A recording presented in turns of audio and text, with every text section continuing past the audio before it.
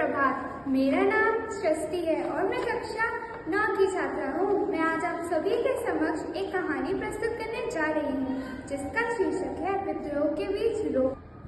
और इसके मुख्य पात्र हैं कैदी और कोकिला, जो कुछ इस प्रकार है। एक बार की बात है, एक अंधेरी जेल की कोठरी में एक कैदी बंद था। चारों ओर सन्नाटा, पर उसके मन में तूफान उठ रहा था। उसने देश की आज़ादी के लिए आवाज उठाई थी।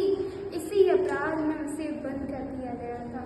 दीवारें ऊंची थी, पहरेदार सख्त थे, पर उसके विचारों की उड़ानों को कोई रोक न सका। एक दिन कैदी ने देखा कि उसकी छोटी सी खिड़की पर एक कोकिला आके बैठ गई और वह मधुर आवाज में गाने लगी।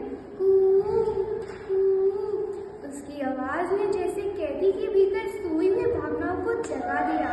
कोयल की आवाज में स्वतंत्रता की पुकार थी और खुले आसमान का संदेश था। कैदी मुस्कुराया और उसने कोकिला से कहा, तू तो आजाद है पर मैं कैद। कोकिला ने कुछ न कहा और बस गाती गई। तभी कैदी ने महसूस किया कि उसके मन की भावनाएं बदल गईं। उसके मन में एक विचार आया कि शरीर तो कैद हो सकता है परंतु विचार नहीं। तब उसने अपने मन में एक संकल्प बोया, विद्रोह के बीच, और तभी से वह लोगों को प्रेरित करने में जुट गया। वह अपनी शब्द और अपने विचारों से लोगों को प्रेरित करने लगा और उनके मन में आज़ादी के प्रति ज्योति जलाने लगा।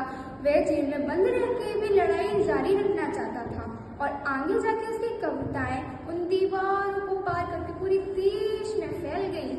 जो कोकिला उसकी खिड़की पे आकर रोज गाती थी, जैसे उसे याद दिलाती थी, उठो डरो मत, तुम्हारे अंदर विद्रोह के बीच अंकुरित हो चुके हैं।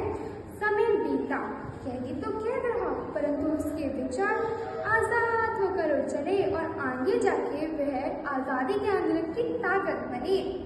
अर्थात इस कहानी से हमें यह शिक्षा मिलती है कि जब जब अन्याय बढ़ता है तो किसी एक के मन में जन्म लेता है विद्रोह का बीज, और जिसमें इतनी शक्ति होती है कि वो पूरे देश को बदल देता है। और जिनके मन में सत्य और स्वतंत्रता की बीज की आकृति हो जाए, उन्हें कोई दीवार रोक ना पाए। आशा करती हूँ आपको ये कविता बहुत पसंद आई होगी। धन्यवाद।